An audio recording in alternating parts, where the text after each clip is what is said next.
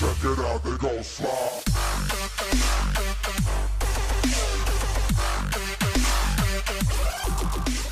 Some wonderful human being released the PS4's hard drive specs, which I wouldn't really care about, except it's a Hitachi Desk Star, from what I see, which it's going to be a high failure rate. And it's also 5,400 RPM, which really, you know, you'd think you could spring for like an $80 hard drive with an SSD caching system or something, but no, we gotta cheap out on the fucking hard drive. You know, I get that you can replace it. I get that you can reinstall. I get that I think you might actually be able to add one in the future. But, I mean, you're kidding me right now? Really? Are you serious? Why? Why? Can you explain to me precisely why this has to be a 5,400 RPM drive?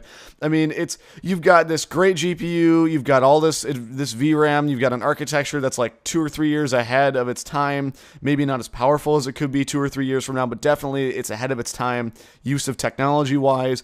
You've got a more open platform, you've got more similar to PC hardware, so the ports are going to be better, the indie games are going to be able to be ported much more easily, and then you crush my dreams with a mediocre hard drive. Like, you can't complete the package, you can't give me an SSD cache, I have to go out and buy the $80 drive and with the cache and put it in myself. Also, apparently it'll take laptop drives too, so that's great. The hard drive can do 80 to 100 megs per second, so that's about a sixth of what my SSD can do, and like a third of what my SSD cache drive can do, and like half of what my nice 74 or my nice 7200 RPM black drive can do, and it's, you know, within 50 or 80 of what my Seagate Barracudas can do. I don't understand this. Hard drives aren't that expensive. It's not like Thailand is still flooded. You didn't need to cheap out and get a fucking, you know, mediocre ass hard drive to put into the PlayStation. You could have put in like just go to Seagate and say, we need a bunch of 1 terabyte Barracudas. Can you sell them to us at like 1% above cost for a small profit times millions of PS4s? Seagate would have gladly fucking obliged you to do that. And it would have been good publicity because people would say, well, you know, I'm building a computer, I might want to get a Seagate drive because I've had good experience with those. That's what's in the PlayStation. I should get those. No, you go to fucking Hitachi and you cheap out. God, I hate that. I can't tell you how much that pisses me off that they had this nice, complete, you know, well-rounded, decent PC, mid-range PC kind of looking package, and then, bam, shitty Hitachi Death Star. Are you fucking kidding me?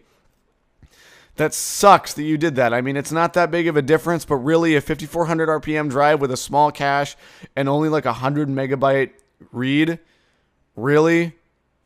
You had to do that to us. That sucks. I'm not getting a PlayStation 4, but I feel for the poor console peasants who have to deal with a 5,400 RPM Hitachi drive. And I'm concerned about the failure rate on those two because they don't exactly have a great reputation. Most people are going to tell you that hard drives are Russian roulette, which for the most part they are. But you've got Western Digital, Seagate, and Samsung drives those are the true Russian roulette drives. You get a good one 9 times out of 10. You get a bad one that fails in a week, the other 1 time out of 10. But Hitachi does not have a good track record. And there you go. They're putting a Hitachi drive in the PlayStation 4. And I'm wondering, 1, is this going to be fast enough to stand the test of time in 10 years if they don't keep continually upgrading it? And 2, Hitachi doesn't exactly have a great track record. So you could be setting your product up for failure with bad hard drives. That could totally be a problem.